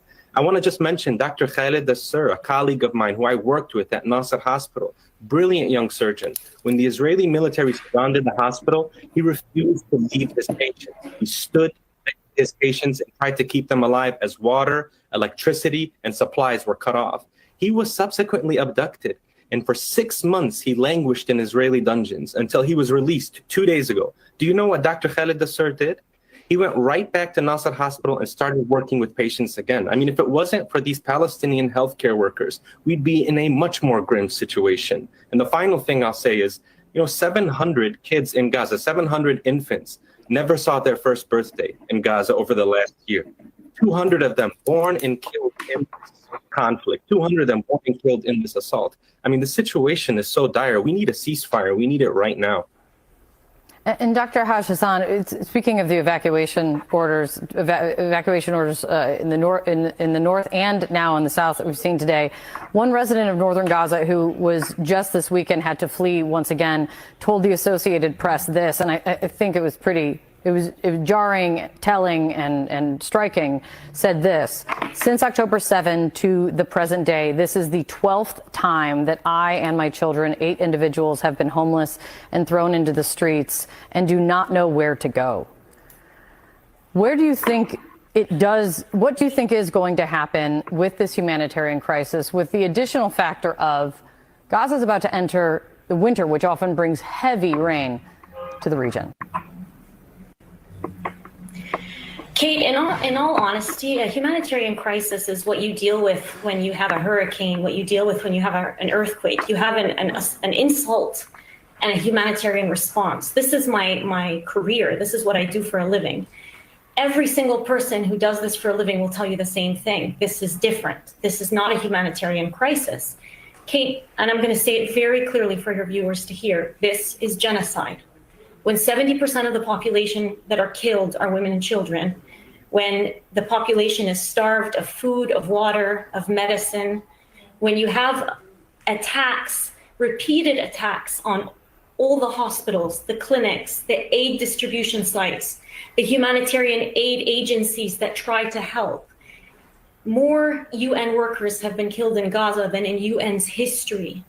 When you have over 900 families that have been exterminated, that have been taken off of the civil registry, killed, when you have over 17,000 children that have lost one or both parents, when you have bakeries, aid distribution sites, churches, mosques, schools, and in the last 3 days, in the last 24 hours, in fact, a hospital today that was bombed, as you just reported, the hospital where I personally was working, and I can tell you, they are working every second of every day to try and sustain life when Israel's strategy and evidence on the ground suggests that they're doing the exact opposite. They were targeted today. There was a rehabilitation hospital, rehabilitation center that was targeted in the last 24 hours, and there was an orphanage that was targeted earlier this week. These are the types of places that are being targeted. And so it's really hard to hear it over and over and over again, framed in the way that it's being framed in the media, which frankly, Kate, is very misleading. It is very misleading. 365 days of this.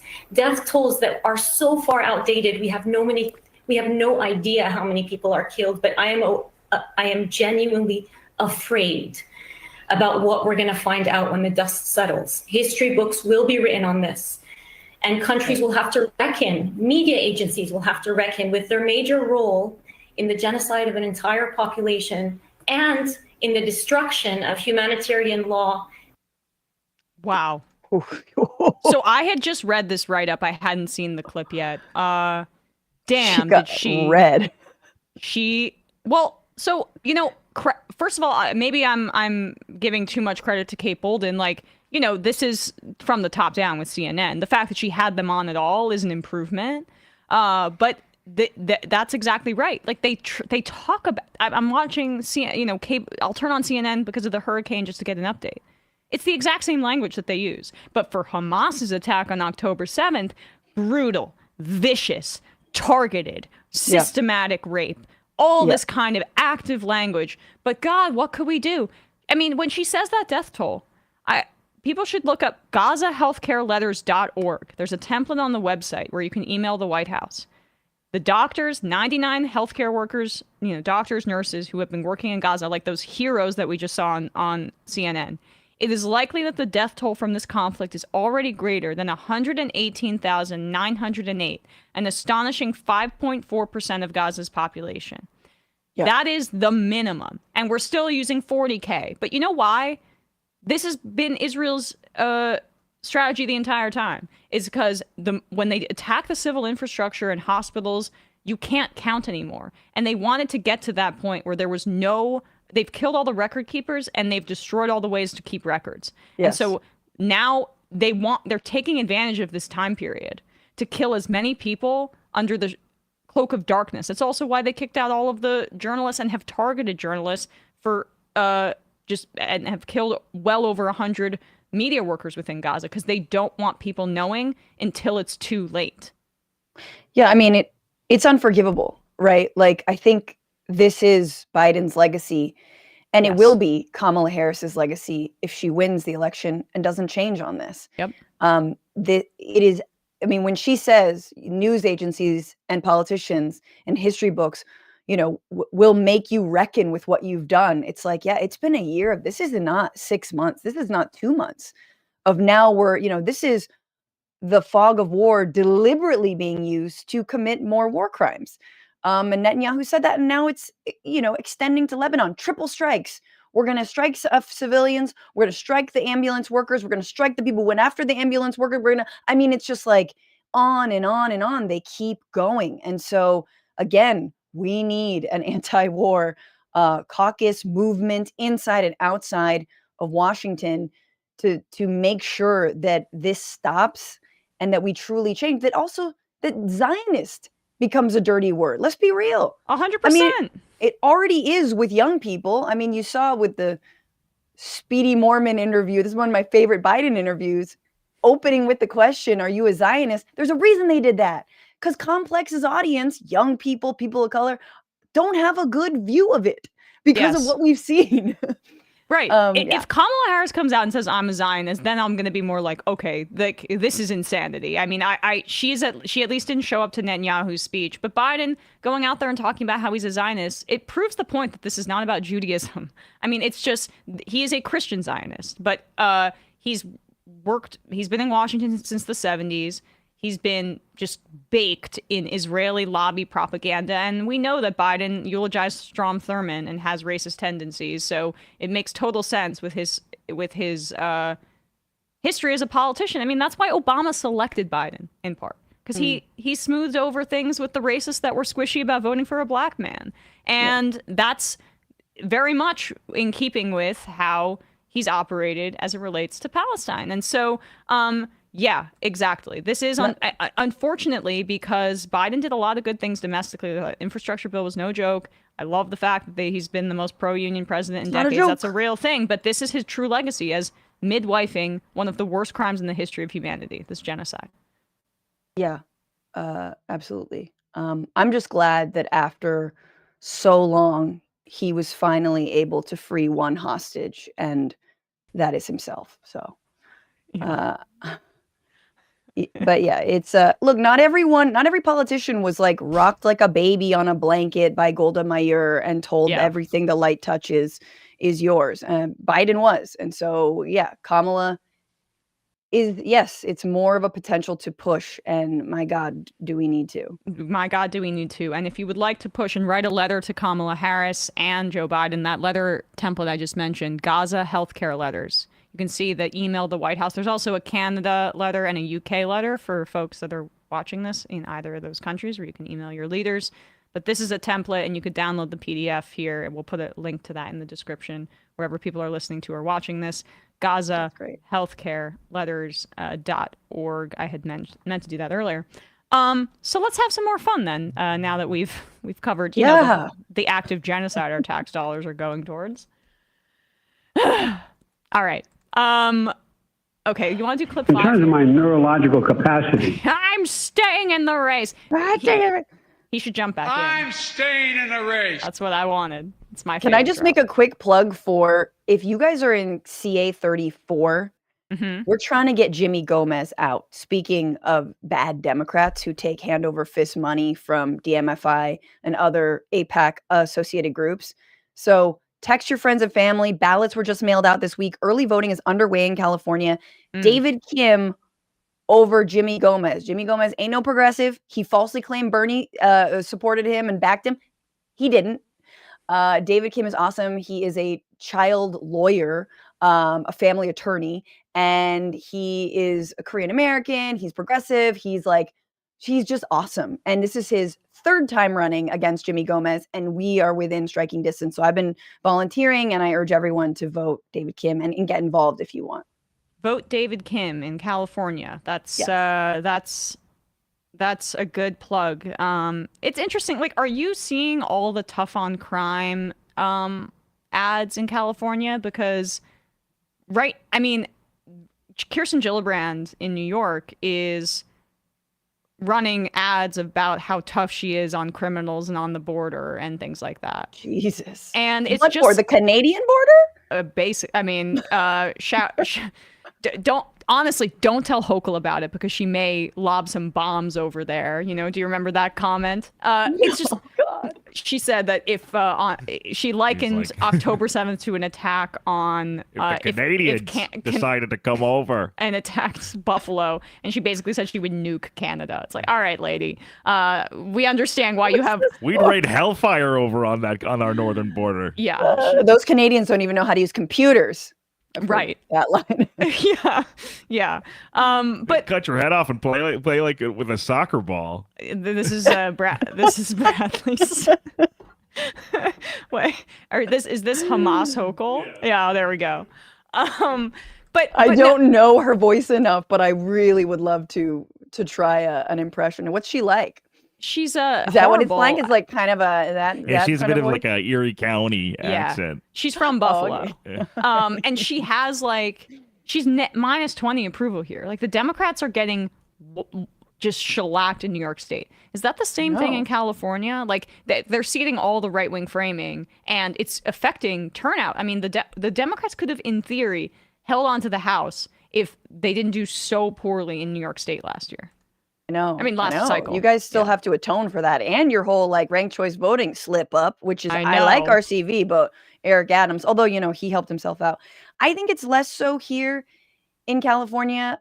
It's more solidly blue, but then again, you have just these very pro-corporate, again pro-genocide candidates like Jimmy Gomez, who people like my loving mother, who's wonderful, sees something like that and is like, oh, incumbent Democrat, that's all I need to know. I can, go back to the farmer's market. That's just and it's no. There's very particular differences between these people.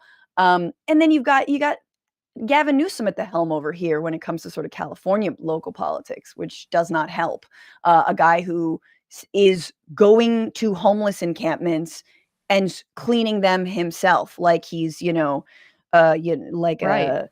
like a next door Anderson Cooper. You're like, what if Anderson Cooper was Karen? Like that kind of thing. And you're like, who is this for?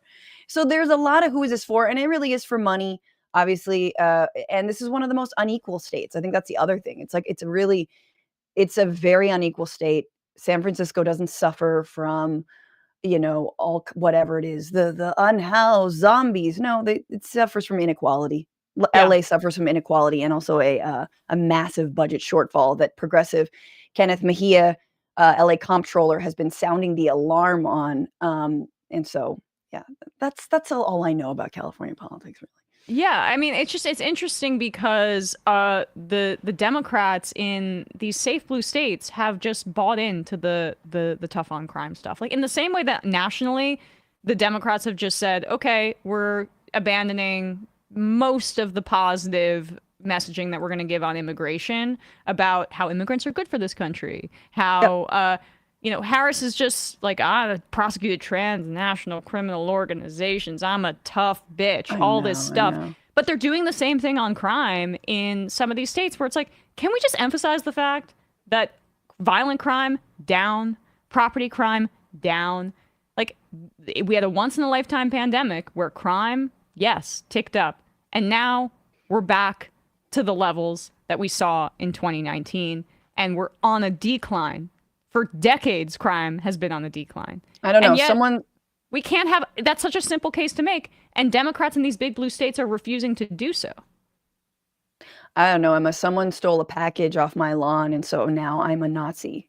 Right. But I don't know what your origin story is. Mm-hmm. Yeah, it's disappointing. What's interesting about Newsom going hard against the unhoused is that he can't go hard against immigrants because that was his political lane against DeSantis, being like, oh, I'm human and I see them as like real people. And now that it's like, oh, it's all the rage to like low key go after immigrants. He's like, damn it.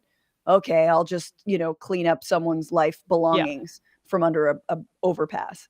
And you know why that is? It's because in these big blue states with a lot of rich people in the suburbs, it plays with them. They don't want to think of themselves as racist, but they also don't really want to see a person who may be unhoused around the block from them. And with these states that are really have a lot of population, don't have good housing policy, and there's voters who are Democrat, but they're really wealthy Democrats, that's who they're playing for. And it's really unfortunate. Homeowners. Exactly. It's about property owners. And that is a big problem for the Democratic Party. Yeah, and one that's changing, obviously, with younger representation, right? I think, was it Maxwell Frost in Florida Maxwell Frost, who's a renter and was like, hey, we are renters. So, yeah.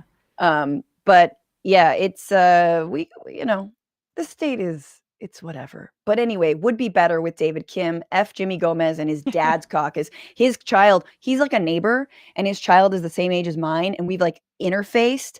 And in like November, I saw him on the street, and I was like, look, we need a ceasefire in Gaza. You got to do this. And I told him, I was like, if you ride with the anti-war movement right now, if you go hard for a ceasefire, you will have, I was like, you will have supporters for life.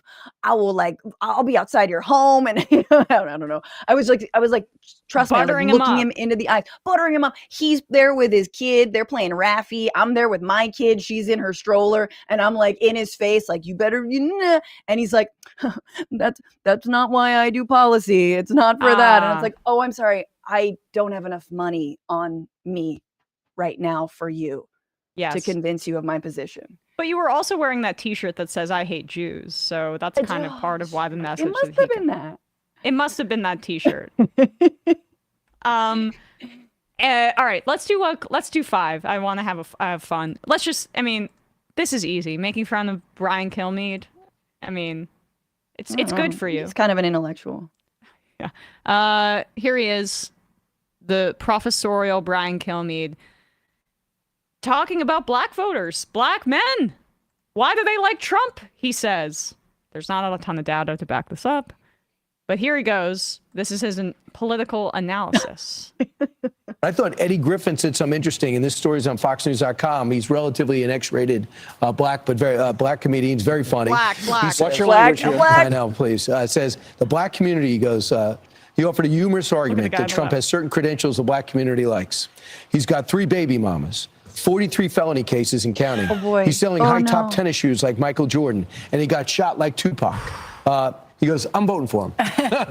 He goes, I'm going to try. He goes, I wouldn't be surprised if he dropped an album next. I mean, I don't think the coach, I mean, I think he's clearly making a joke. I don't think the community cares much about that. But I do think when they continue, the Democrats have to be very careful. And if you notice, there was a huge surge of saying felon, felon, felon, felon.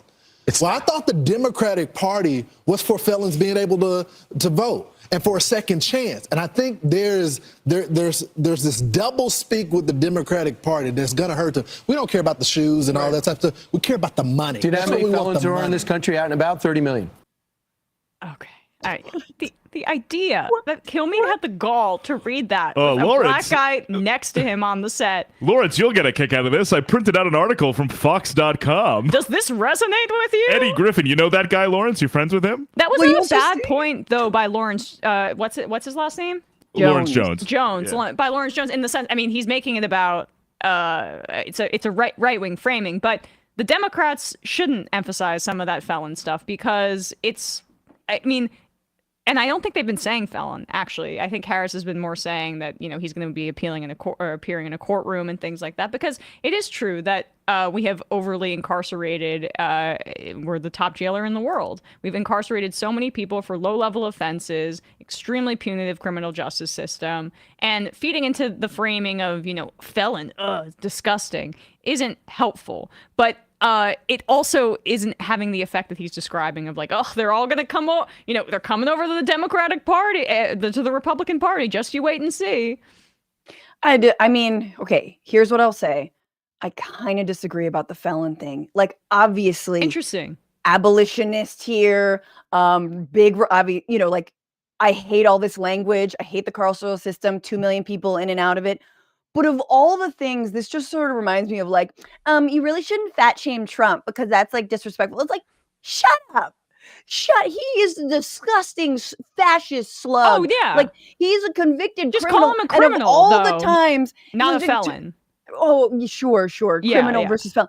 Yeah, it's just, to me, I'm like, of all the times to like soft pedal on the crime narrative, it is very funny and fitting that Kamala Harris is like a prosecutor, a black woman, all of the Venn diagram of everything of Trump's kryptonite, really. And that's just like so poetic. It's beautiful. So I'm a little bit like, if anything, go softer on immigration, go softer on Gaza. Like, Yeah. But I don't. Well, I'm not that's too where she sensitive about that. shined, was the debate where she gets to be a prosecutor to this obvious crook. And like I like crook and criminal more than felon, but I mean we're parsing that's a good things. point. Yeah, I mean, what I love about this clip, though, let's just be real, that like Yes. Ainsley is like, they're all just like, as soon as Lauren starts talking, it makes a good point. She's just like, could you just agree and laugh and let's move on? You blacks are like that. Can we- Okay. Can we this stop is talking getting- about this, please? You were here to yes and not to contradict us. Also, I don't know if you guys noticed that Brian Kilmeade at one point when he's describing Eddie Griffin, the source material, he's like, he's a black but very black comedian. He almost said black but very funny. Yeah, he almost right. was like, he's black, but he's but hey, he's still funny. I black. mean, Doesn't make you feel bad, you know? I know, right? Like if you're watching this before you're teeing off at the golf course, 82-year-old man watching this show, please, he's one of the good ones, just like our friend over there who was supposed to not contradict me. God damn it! Yeah, just laugh. Just laugh. Be there to laugh. They at this. love that. They love the idea because they know it's a mockery of black people. It is another way to be racist. Yeah. So openly racist, and no one's really calling him on Trump on that. Obviously, in part because like Kamala Harris really doesn't want to bring up her own identity. Yeah. And not, I mean, again, for the golfers watching on their break. But you could explain how disrespectful this is. This line of sneakers and felonies is felony. But the flip side on tactics here is like Hillary made it all about herself in 2016, and I'm with her. I'm this change candidate. It's her turn. Yeah, like everyone knows she's a woman. People can see. Like she doesn't need to explain the situation. Kamala Harris is. And the other thing that's kryptonite for Trump is also that Kamala's hot. That's the other thing that's kryptonite No, for do you him. see the Vogue cover?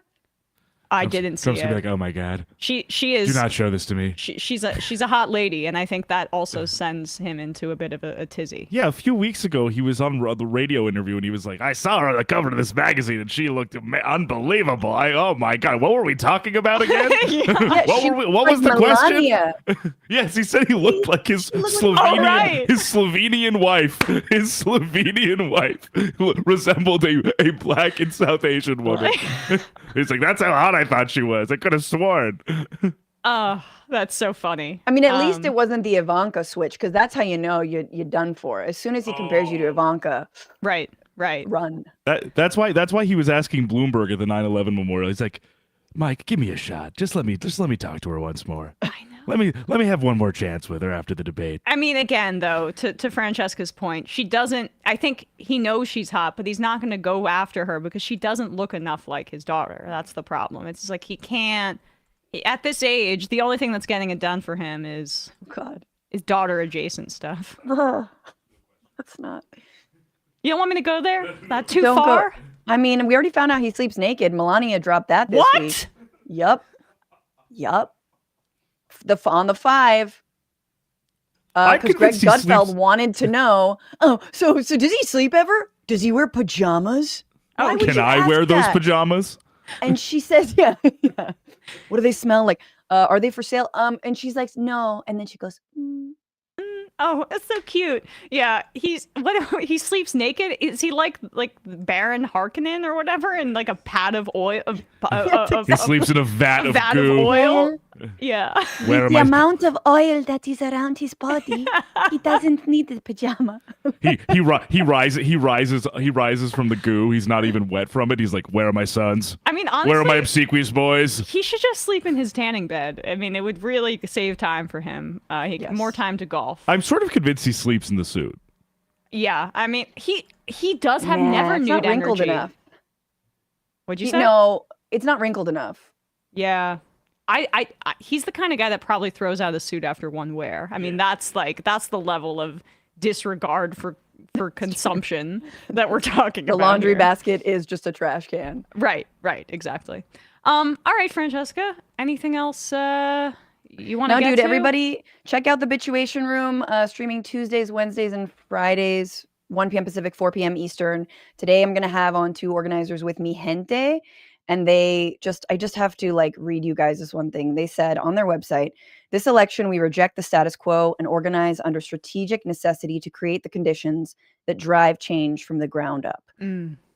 So I like that. I'm going to find out more what that means, and we're going to look at Kamala Harris and her town hall in Vegas yesterday.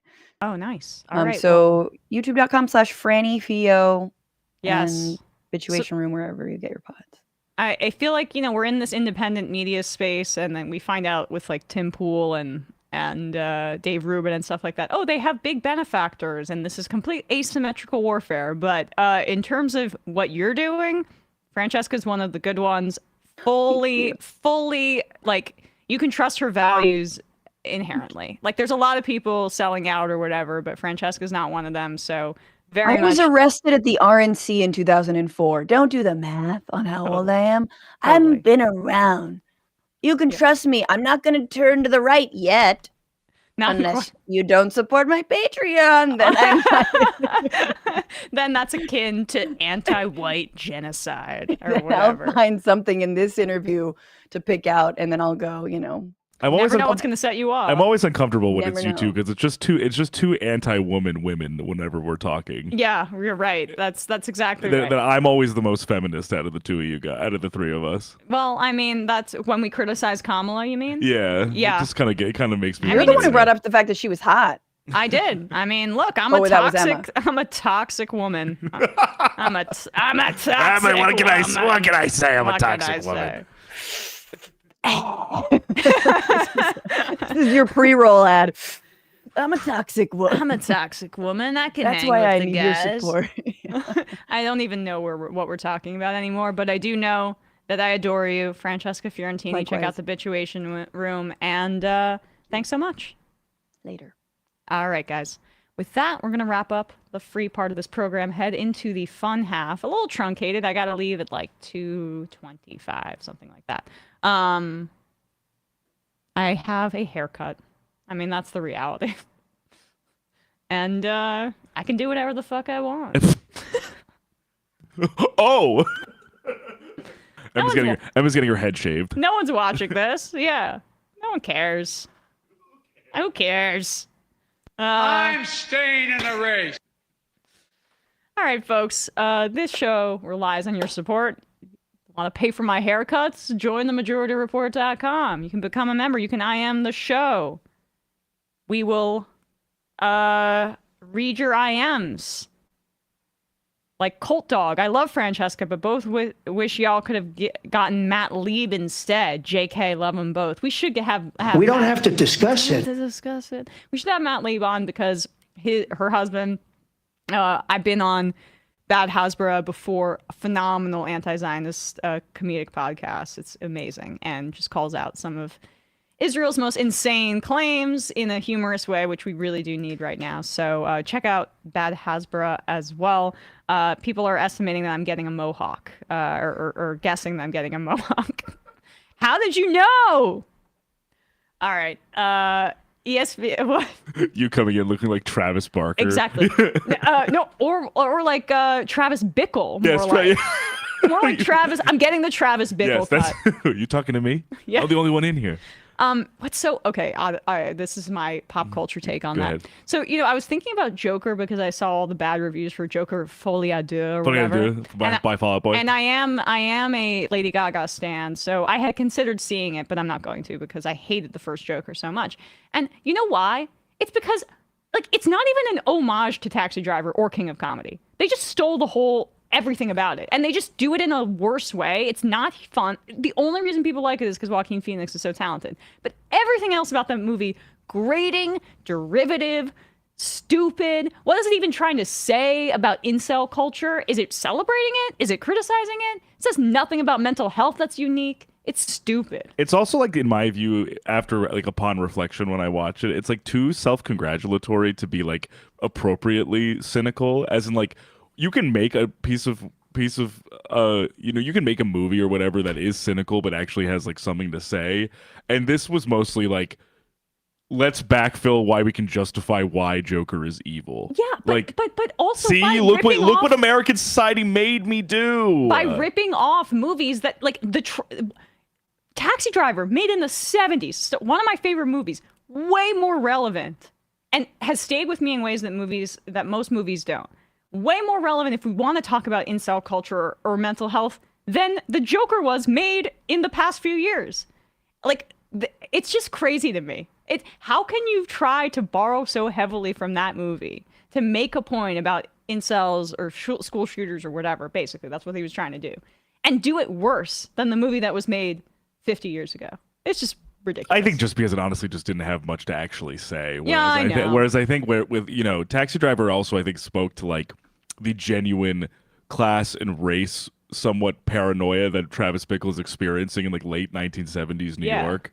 And it's a movie about internalized misogyny. I think it's a feminist film. Yeah. And I don't think Joker is a feminist film. Right, because like Bickle, you're not really supposed to like empathize with. Whereas Joker, I think you're fully supposed to. At least I think that it's kind of valorizing him. Yes. And his rise to his apex of like why he becomes a vigilante, a kind of a villain vigilante, as it were. All right. Well, I don't even know how I started talking about that, but I was thinking about Taxi Driver and how good it is and how relevant it is and how it's a shame that stupid movie ripped it off so poorly. Anyway, 646-257-3920. Check out ESPN, check out Left Reckoning. We'll see you in the fun half.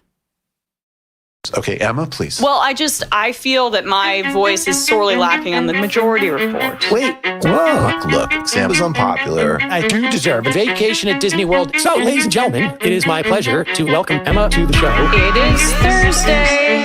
Yeah, I think you need to take over for Sam. Yes, please. No. I'm gonna pause you right there. Wait, what? You can't encourage Emma to live like this. And I'll tell you why. So was offered a tour, sushi, and poker with the boys. Tour, sushi, and poker with the boys. So was offered a tour, sushi, and poker with the boys. What? Tour, sushi, and poker. Tim's upset. Tour, sushi, and poker with the boys. So was offered a tour, sushi, and that's what we call it in the biz. Tour, sushi, and poker with the boys. Right. Tour, sushi, and poker. We're gonna get demonetized. I just think that what you did to Tim Pool was mean. Free speech. That's not what we're about here. Well, look at how sad he's become now. You shouldn't even talk about it because I think you're responsible. I probably am in a certain way, but let's get to the meltdown here. Tour, sushi, and poker with the boys. Oh my God. Tour, wow. Sushi. I'm sorry, I'm losing my fucking mind. So was offered a tour, sushi, and poker with the boys. Logic. Tour, sushi, and poker with the boys. Boy. Tour. I think I'm like a little kid. I think I'm like a little kid. I think I'm like a kid. Tour. I think I'm like a little kid. I think I'm like a little kid. I had this debate 7,000 times. A little kid. I think I'm like a little kid. I think I'm like a kid. Tour. I'm losing my fucking mind. Some people just don't understand. So I'm not trying to be a dick right now, but like, I absolutely think the U.S. should be providing me with a wife and kids. That's not what we're talking about here. Okay, all right. It's not a fun job. Tour. That's a real thing. That's real thing. Real thing. Willy Wonka tour. That's a real thing. That's real thing. Real thing. What's that offered a tour? That's a real thing. That's real thing. Real thing. That's a real thing. That's real thing. Real thing. What's that offered a tour? Ladies and gentlemen, Joe Rogan has done it again. That offered a tour? That's a real thing. That's poker with the boys. I think he might be blowing it out of proportion. Real thing. That's poker with the boys. That offered a tour? That's a real thing. That's poker. Let's go, Joey. Tour, sushi, and poker with the boys. Take it easy, Glenn. Tour, sushi, and poker. Things have really gotten out of hand. Sushi and poker with the boys. Delusional. Tour, deluded. Sushi. You don't have a clue as to what's going on. Live YouTube. Sam has like the weight of the world on his shoulders. Sam doesn't want to do this show anymore. It was so much easier when the Majority Report was just you. You were happy. Let's change the subject. Right. Rangers and Knicks doing right. Now shut up. You don't want people saying reckless things on your program. That's one of the most difficult parts about this show. This is a pro-killing podcast. I'm thinking maybe it's time we bury the hatchet. Left is best. Pilot tour. Don't be foolish and don't fucking tweet at me and don't bitch. The way Emma has cucked all of these people, love it. That's where my heart is. So I wrote my honors thesis about it. Oh, sorry. She wrote an honest thesis. I guess I should hand the main mic to you now. You are to the right of me on foreign policy. We already fund Israel, dude. Are you against that? That's a tougher question I have